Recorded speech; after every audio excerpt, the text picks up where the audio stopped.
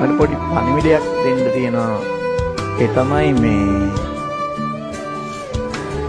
වර්තමානයේ ප්‍රේමය සම්බන්ධයෙන් සමහර පත්වල එහෙම දකින්න දේවල් දැක්කහම මට පේනවා මේ Taman ගොඩක් එහෙම ආදරය කරලා කිසියම් ආකාරයකින් එයා මොනවාරි හේතුවක් නිසා විරසකයක් ඇති වෙලා එහෙම වෙන් වුණොත් ඊට පස්සේ තියෙන්නේ පරිගැනීම.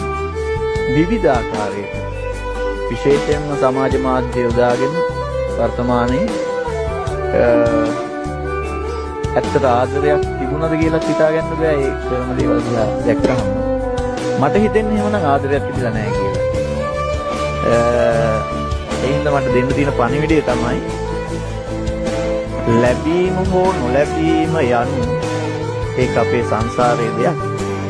හැබැයි නොලැබීම දරාගෙන අතීතයේ ඒ ආදරයට තාමත් ආදරය කරන්න පුළුවන් නම් කිසිදු වෛරයකින් තොරව මං හිතන්නේ ඒකම තමයි ආදරය කියන්නේ. ආදරේ සදාකාලිකයි.